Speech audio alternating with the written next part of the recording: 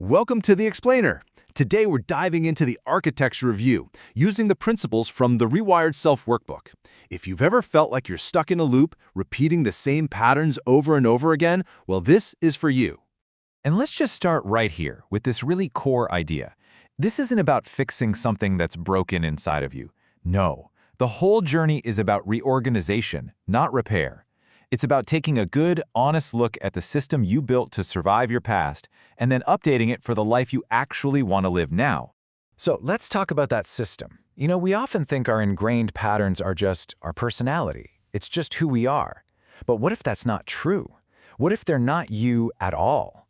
What if they're just old programs kind of running on autopilot in the background of your mind? Really think about it for a second.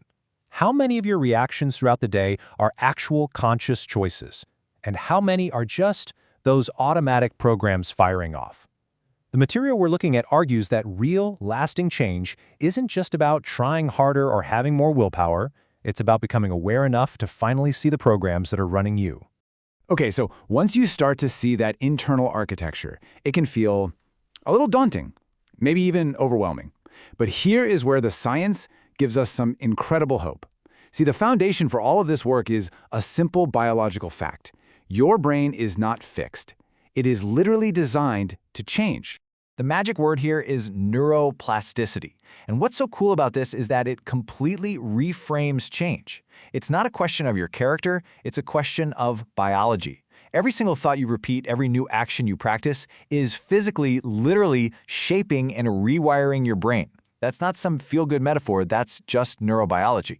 And that leads us to these two very different ways of seeing ourselves. On the left, you've got the fixed self. That's the mindset where our patterns feel like a life sentence. This is just who I am. But on the right, you have the rewired self, which understands, hey, my brain can adapt. Change is a physical process of building new roads in my mind. It's this huge shift from being a victim of your past to becoming the architect of your own future. Okay, so that all sounds great, but how do you actually do it? Well, the workbook lays out this very deliberate, step-by-step journey.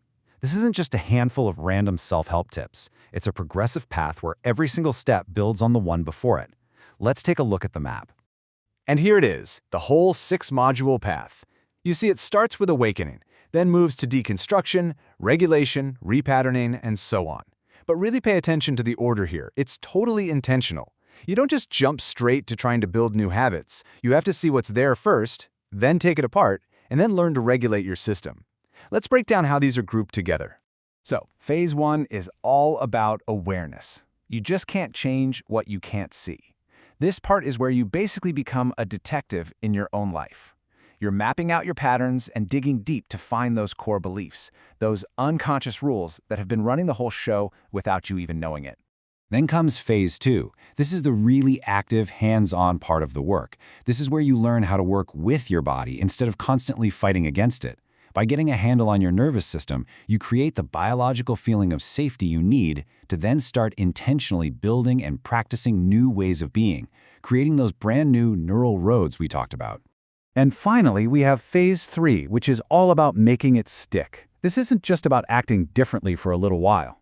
This is about actually becoming a different person at your core, someone for whom these new, healthier patterns just feel like the natural default setting. This is really where change becomes true transformation. Now, maybe you're sitting there thinking, okay, but I understand my issues. I've been to therapy, I've read the books, so why do I still feel so stuck? Well, this next part gets right to the heart of what makes this whole approach so different. It basically argues that insight and positive thinking, all on their own, are not enough. This quote really says it all.